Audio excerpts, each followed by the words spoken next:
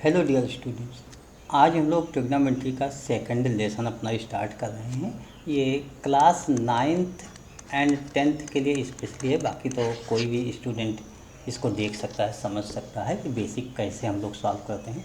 तो आज हम लोग इसमें एंगल्स के बारे में पढ़ेंगे कि हमारे पास एंगल्स होता क्या है, value of trigonometrical ratios for specific angles, इस तरीके से। तो कुछ एंगल्स के बारे में हम लोग पढ़ लेते हैं आज।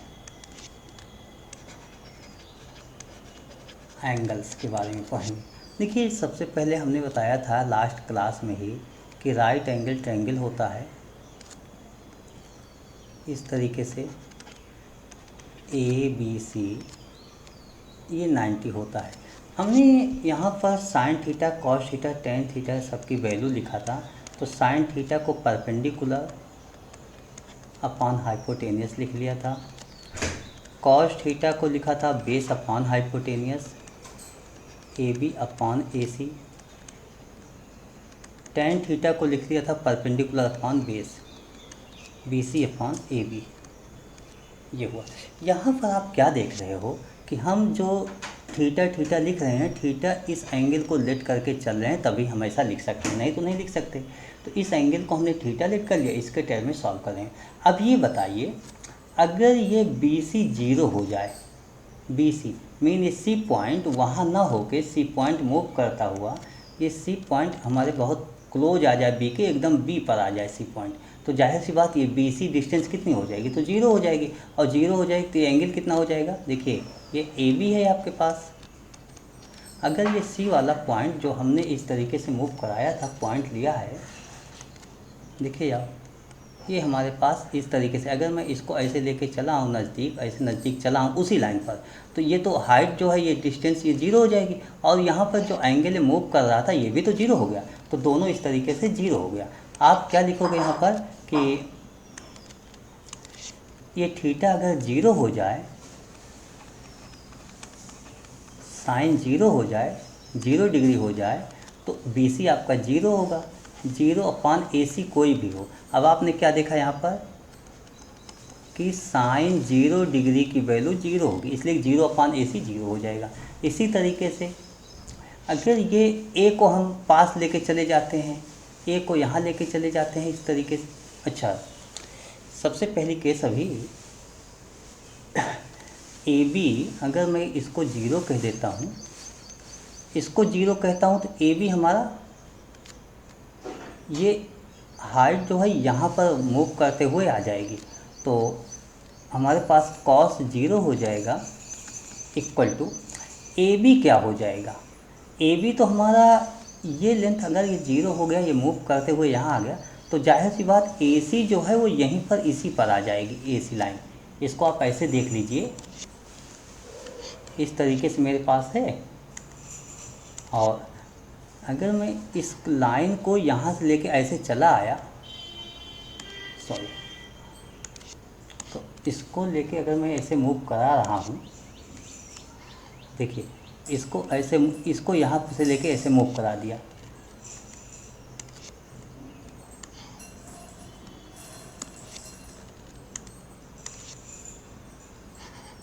इस लाइन को अगर ऐसे मैं मूव करा दिया, तो ये जो हाइपोटेनियस वाली लाइन थी ये इसी पे आके इक्वल हो गई, मतलब दोनों इक्वल हो जाएगा।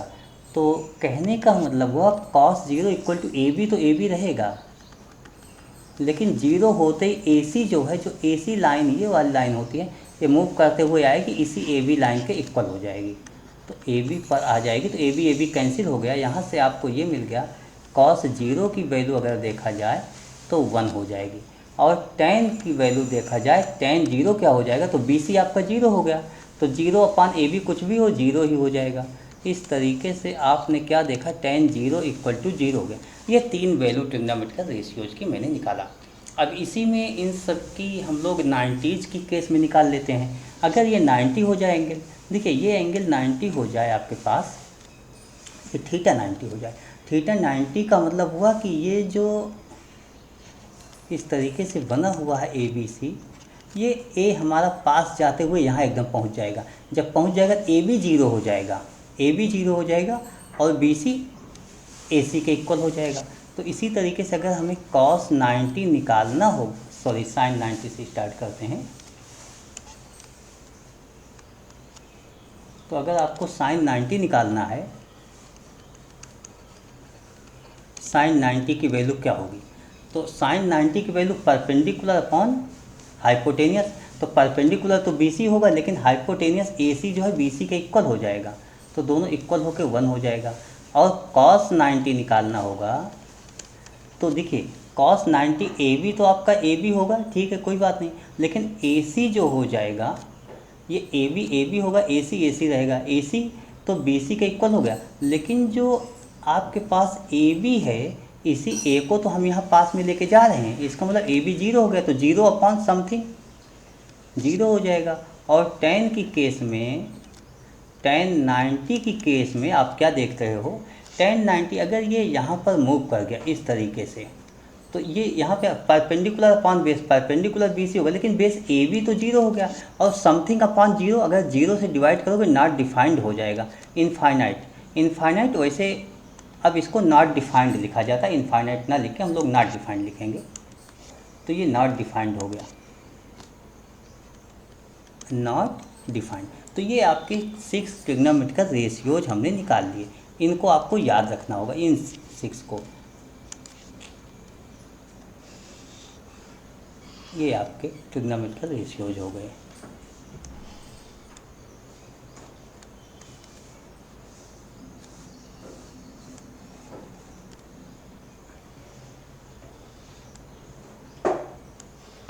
इस तरीके से आपके पास कुछ ट्रिग्नोमेट्रिकल रेशियोज हमने निकाल दिए। इसी बेस पे कुछ और क्वेश्चन सॉल्व कर लेते हैं। सपोज कीजिए ये राइट एंगल ट्रायंगल ही हो हमारे पास, राइट एंगल ट्रायंगल हो ऐसे, और इस बार क्या करते हैं, ये तो 90 हो गया, हम ये कहते हैं दोनों एंगल ये इक्वल हो जाए, ये भी 45 हो जाए, ये भी 45 हो जाए। तो ऐसे में आप ये कहते हो ये आइसोसेलेस ट्रायंगल हो गया। आइसोसेलेस में 2 साइड्स इक्वल होती है, 2 एंगल्स इक्वल होता है, इसका मतलब ये और ये दोनों इक्वल हो जाएगा, AB और BC दोनों इक्वल हो जाएगा। तो ये 45 है, अगर मैं साइन 45 की बात कर लूँ कि साइन 45 क्या होगा, तो आप ये कहोगे परपेंडिकुलर अपॉन हाइपोटेनियस, तो परपेंडिकुलर अपॉन हाइपोटेनियस हो जाएगा। अब बात आई हाइपोटेनियस तो हम निकाल ही नहीं है, तो कैसे निकालेंगे? AB को अगर मैंने A लेट कर लिया तो BC भी A हो जाएगा। अगर इसको हम फार्मूले से अपने सॉल्व करते हैं, AC square equal to AB square plus BC square, तो AB और BC दोनों इक्वल हैं, mean AC square equal to 2 time AB square हो जाएगा, और AB की वैल्यू A आपने लेट किया यानी 2A स्क्वायर हो गया। AC की वैल्यू यहाँ से क्या आ गई, A√2 आ गई। Sine 45 mean perpendicular upon hypotenuse, A upon A√2 हो गया, इसलिए ये तो A√2 आ गया। तो ये A कैंसिल हो जाएगा, यहाँ से आपको क्या मिला, साइन 45 1/√2। इसी तरीके से cos 45 आप निकालोगे, ये भी इसमें क्या होगा, AB अपॉन AC हो जाएगा, यहाँ भी 1/√2 आएगा। और tan 45 आप निकालोगे तो ये परपेंडिकुलर बेस दोनों इक्वल है तो 1 हो जाएगा। ये भी आपके कुछ फार्मूले ट्रिग्नोमेट्रिकल एंगल्स के बेस पे हम लोगों ने निकाल लिया वैल्यू, तो ये भी आप याद रखिएगा।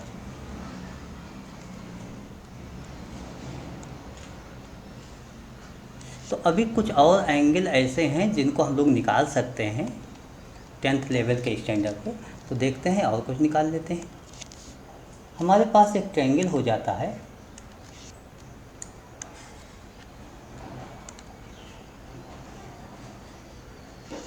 तो इसको हम लोग कहते हैं इक्विलेटरल ट्रायंगल। इक्विलेटरल में आल एंगल कितना होता है, 60 डिग्री, ये भी 60 हो गया। अगर हम इससे इस पर परपेंडिकुलर ड्रा कर देंगे तो ये तो 90 हो जाएगा, ये एंगल आपका 30 हो जाएगा, और इधर भी 30 हो जाएगा। इसके कुछ नाम लिख लेते हैं, ABCD, देखिए नाम कुछ भी आप लिख सकते हो, उससे कोई फ़र्क नहीं है। अब हम किसी एक ट्रायंगल की बात करते हैं। अच्छा ये बताओ, अगर AD को A लेट कर लिया तो BCD भी A हो जाएगा और AC भी A हो जाएगा, इस तरीके से पूरा A हो जाएगा, ये भी A हो जाएगा और ये भी A हो जाएगा।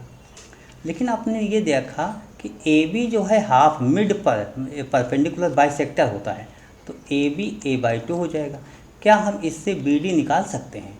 बिल्कुल हम बी डी निकाल सकते हैं, निकालना भी चाहिए हमें। चलिए हम लोग बी डी निकाल लेते हैं। तो आप कहोगे AD², क्यों? क्योंकि 90 के अपोजिट हाइपोटेनियस होता है। Hypotenuse square equal to base square plus perpendicular square BD²। तो AD की वैल्यू क्या है आपके पास? A² इक्वल टू AB क्या है? A/2 का स्क्वायर प्लस BD का square. A² equal to A²/4 plus BD²। A²/4 को लेफ्ट साइड ले आओ, A² माइनस A²/4 लिखो, तो ये हो जाएगा 3A²/4, माइनस कर लेना आप लोग, ये BD² हो गया। अब BD की वैल्यू जब यहाँ से लिखोगे तो A√3/2 हो जाएगा। तो क्या मैं BD की वैल्यू लिख सकता हूँ? A√3/2, ऐसा मैंने लिख लिया। देखिए अब हम लोग यहाँ पर सॉल्व कर लेते हैं और कुछ लिखते हैं, जैसे साइन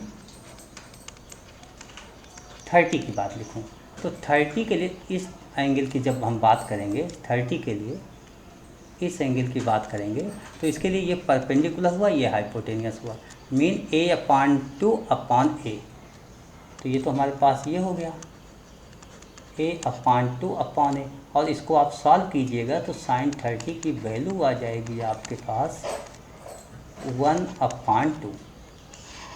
ये आपके पास वैल्यू आ गई। इसी तरीके से आप cos 30 की बात कर लो, cos 30 तो बेस अपॉन हाइपोटेनियस हो जाएगा, बेस √3A/2 हो जाएगा, अपॉन A हो जाएगा। तो यहाँ से cos 30 की वैल्यू हो जाएगी √3/2। अच्छा, tan 30 की वैल्यू निकाल लेता हूँ, tan 30 की वैल्यू, तो tan 30 आप लोग ऐसे भी जानते हो, साइन अपॉन कॉस, साइन से कॉस को डिवाइड कर सकते हो, 1/2 डिवाइड, जैसे यहाँ पर लिख सकते हो आप 1/2 डिवाइड बाई √3/2, 2 कैंसिल, 1/√3 हो जाएगा, ऐसे आप निकाल सकते हो। अच्छा, हम इसके 60 एंगल्स की बात कर लेते हैं। तो साइन 60 क्या हो जाएगा? देखिए साइन 60 के लिए आप देखोगे इसमें, इसी में हम बात कर रहे हैं, इसी ट्रायंगल की बात कर रहे हैं। तो 60 के लिए जब हम देखेंगे तो 60 के लिए परपेंडिकुलर हमारा ये हो गया, साइन 60 के लिए परपेंडिकुलर क्या हो गया? ये BD हो गया, दिस साइड आपकी BD हो गया, A√3/2 अपॉन हाइपोटेनियस A हो जाएगा। जब इसको आप सॉल्व करोगे तो A कैंसिल हो जाएगा, मीन यहाँ से आपके पास एक वैल्यू आ गई कि साइन 60 की वैल्यू √3/2। ऐसे आप cos 60 निकाल लीजिएगा, तो cos 60 की वैल्यू जब निकालोगे तो बेस अपॉन हाइपोटेनियस, यानी A/2/A आ जाएगा, तो ये 1/2 हो जाएगा। और जब आप tan 60 निकालोगे यहाँ पर तो perpendicular upon base, A√3/2 upon A/2, A/2 cancel हुआ, 1√3 आ जाएगा यहाँ पर। तो ये सब आप करके देख लीजिएगा, ये ऐसे आ जाएगा।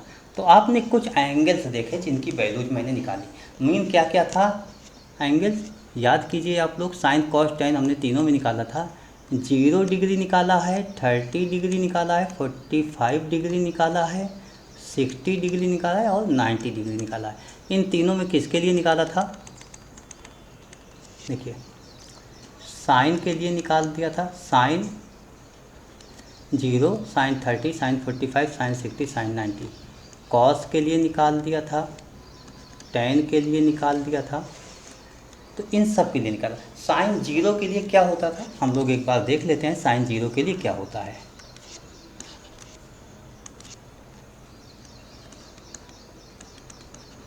देखिए साइन 0 के लिए क्या होता है, आप स्वयं देखिए, आपने निकाला है साइन 0, देखिए साइन 0 0, कॉस 0 1 और tan 0 0, 0 1 0, इस तरीके से आपने निकाला है, 0 1 0 निकाला है। अब 30 की केस देख लेते हैं। देखिए साइन 30 आपने 1/2 निकाल लिया, कॉस 30 √3/2, टेन 30 1/√3। तो यही वैल्यूज हम नोट कर लेते हैं।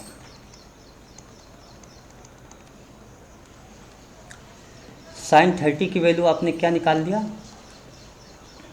साइन 30, एक मिनट फिर से देख लेते हैं, ये 1/2, और कॉस 30 की वैल्यू आपने √3/2, टेन 30 की वैल्यू 1/√3। अच्छा, साइन 45 की वैल्यू आपने क्या निकाला है, याद करो। चलिए मैं देख लेता हूँ एक बार। 45,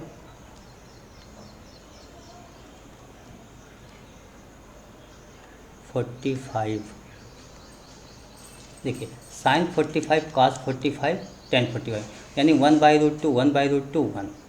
तो यहाँ पर हो जाएगा आपके पास 1/√2 1/√2 और 1 हो गया।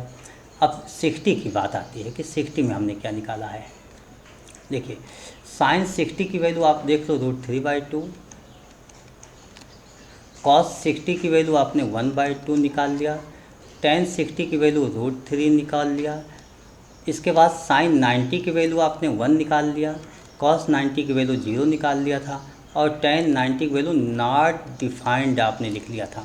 इनफाइनाइट लिख सकते हो लेकिन नॉट डिफाइंड लिखो, वो बेटर होगा। तो इन सबको लिखने के बाद कुछ आपको यहाँ पर मिल रहे हैं, उसको कैसे याद किया जाएगा वो बता देता हूँ। उसके बाद इसमें क्या रिलेशन आ रहा है, देखिए सबसे पहले 45 से आप यहाँ देखो, ये 45 वैल्यू, अगर यहाँ साइन 0 के लिए 0 है तो कॉस के लिए यहाँ पर यही वैल्यू आ गई। साइन 30 की जो वैल्यू होती है वही कॉस के लिए 60 की वैल्यू होती है। मतलब इस तरीके से ये यहाँ चला गया, ये यहाँ चला गया, ये 1/√2 यहाँ हुआ, √3/2 यहाँ आ गया, 1 यहाँ हो गया, यानी जस्ट रिवर्स हो गया, एंगल रिवर्स होते चले गए, कम्प्लीमेंट एंगल आप बोल सकते हो। इस तरीके से कि जो साइन में 0 + 90 कर दो, उसके बाद 90 माइनस ये कर दो एंगल, उसके बाद साइन कॉस आपस में निकलता रहता है। ये आप देखो, तो यहाँ पर 0 आ गया तो यहाँ पर हो गया 0, यहाँ पर 1/2 हुआ तो ये 1/2 यहाँ हुआ, ये 1/√2 हुआ तो यहाँ हुआ, ये √3/2 हुआ तो एक स्टेप और बैक हुआ, 1 हुआ तो यहाँ पर हो गया। इस तरीके से आप इसकी वैल्यूज निकाल लेते हो, और टेन की वैल्यू आपके पास आ गई।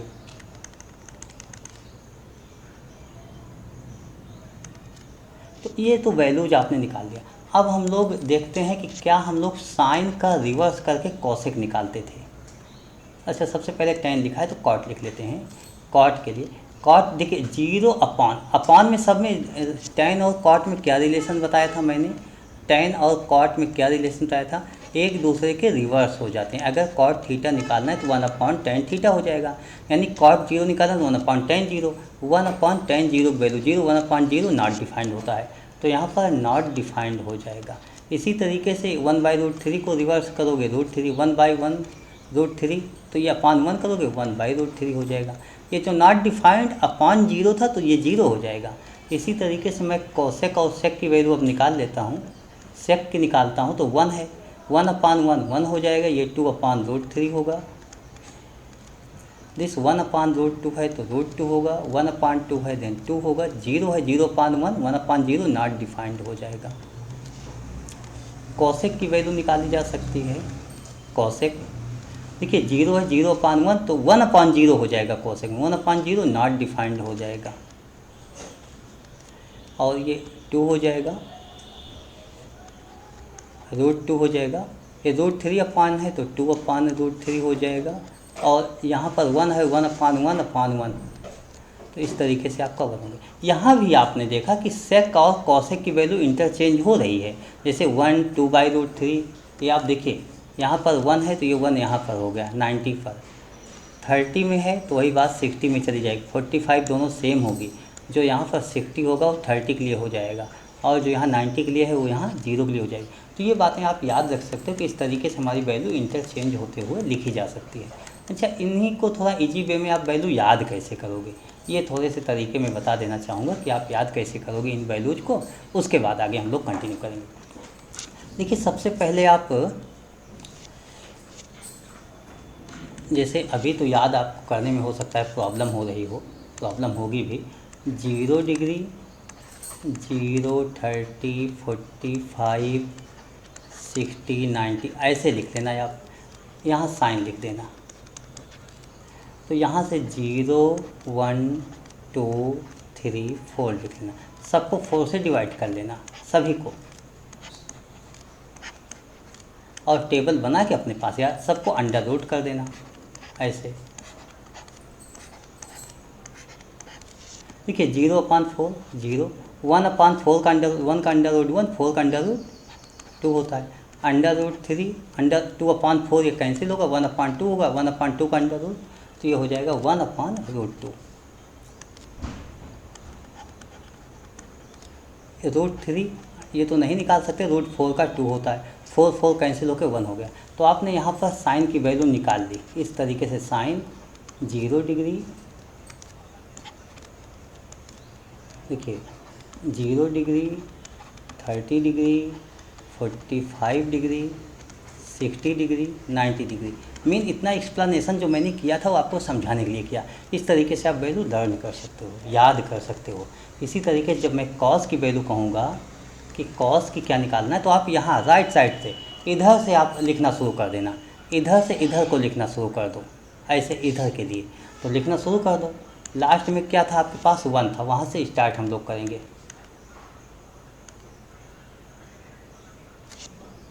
तो 1, उसके बाद यहाँ √3/2 है, ये 1/√2 हो जाएगा, ये 1/2 और ये 0, इस तरीके से लिख लेना। अब 10 के लिए तो मैंने जो बताया था वही तरीका होगा, 0/1 0/1 0, 1/2। ये अगर डिवाइड करते हो इसको, यहाँ पर आप ऐसे कह सकते हो भाई मैंने तो ये लाइन खींच दिया और इसको डिवाइड करके जो आया वो आंसर लिख दिया, तो 2 2 कैंसिल हो गया, 1/√3 इस तरीके से आ जाएगा। तो 1/√3 आप लिख सकते हो।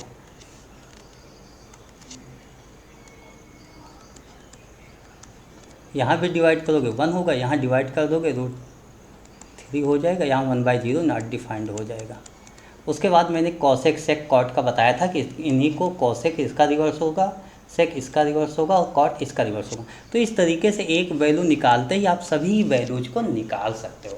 तो ऐसे ही आप इन सब वैल्यूज को याद कर लीजिएगा, सभी वैल्यूज को आप याद कर लीजिएगा। ट्रिग्नोमेट्रिक जो बेसिक फार्मूले लास्ट क्लास में बताया था वो भी याद कर लीजिएगा। इन्हीं सब पर आपकी एक्सरसाइज होगी, यानी 10th स्टैंडर्ड तक के क्वेश्चन इन्हीं सब पर डिपेंड होंगे। तो ऐसे क्वेश्चन कर सकते हो, कुछ क्वेश्चंस भी मैं करा दूंगा और उसके बाद हम लोग कंटिन्यूसली आगे बढ़ेंगे 11th क्लास में। लेकिन अभी आप लोग 9th 10th के लिए इतना ही पढ़िएगा। ओके बेटा, थैंक यू, बाय।